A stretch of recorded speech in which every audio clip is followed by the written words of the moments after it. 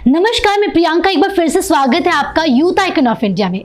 अगर आप दुनिया में सबसे हट कर कुछ करना चाहते हो तो लोग आप पर हंसते हैं, आपको पागल कहते हैं, लेकिन ये सिर्फ तब तक होता है जब तक आप सफल ना हो जाएं। जैसे ही आपको सफलता मिल जाती है वैसे ही लोगों की सोच भी आपके लिए बदल जाती है और उसी समय से आप सफलता की परिभाषा बन जाते हैं और लोगों के लिए एक उदाहरण बनकर उभरते हैं। तो चलिए दोस्तों, आज हम आपको एक ऐसे ही युवक से मिलवाते हैं जो उत्तर प्रदेश के चिरौड़ी गांव के रहने वाले हैं और नाम है उनका सचिन बैंसला।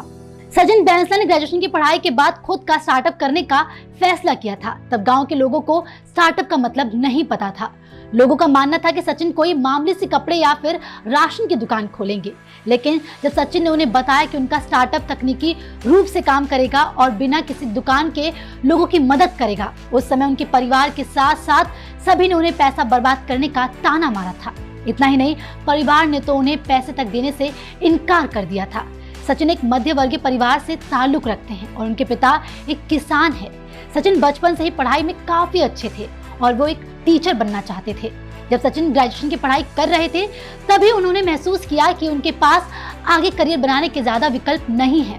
डॉक्टरी की पढ़ाई वो कर नहीं सकते थे क्योंकि उनके घर की आर्थिक स्थिति अच्छी नहीं थी।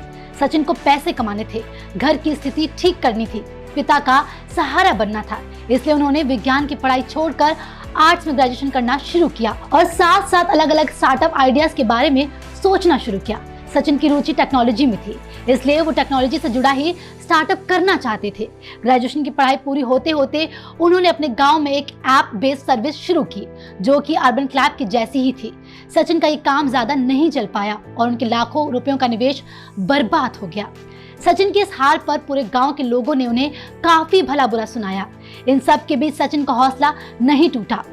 उस दिन सचिन ने ठान लिया कि अब मैं अपना स्टार्टअप सक्सेसफुली खड़ा करके ही रहूंगा। इसके बाद उन्होंने साल 2019 में ग्रेजुएशन की पढ़ाई पूरी करके हमारा कैफे नाम से एक नया स्टार्टअप की शुरुआत की।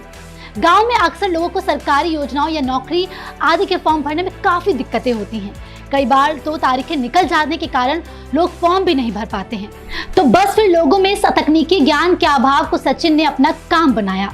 सचिन ने ऑनलाइन ही डेटा लोगों का मंगवा कर काम करना शुरू किया। इस तरह उनका स्टार्टअप लोगों के लिए काफी काम आने लगा और समय के साथ साथ हमारा कैफे काफी मशहूर हो गया। इसके बाद उन्हें एक और स्टार्टअप आइडिया आया, शहर में मिलने वाले स्वास्थ्य सुविधाओं गांव के घर घर तक पहुंचाने का।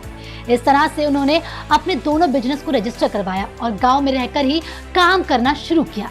इतना ही नहीं, सचिन गांव के दूसरे युवाओं को भी तकनीक और स्किल ट्रेनिंग दे रहे हैं और उन्हें आत्मनिर्भर बना रहे हैं। सचिन अब स्टार्टअप बॉय के नाम से अपने गांव की पहचान बनकर उभरे हैं। सचिन की कहानी हमें सिखाती है कि अगर इंसान कोशिश करना ना छोड़े और खुद पर भरोसा रखे तो बिना किसी के मदद के भी वो सफलता हासिल कर सकता है। दोस्तों, ये वीडियो अगर आपको पसंद आया है तो वीडियो को लाइक करें और अपने दोस्तों के साथ शेयर करना बिल्कुल ना भूलें।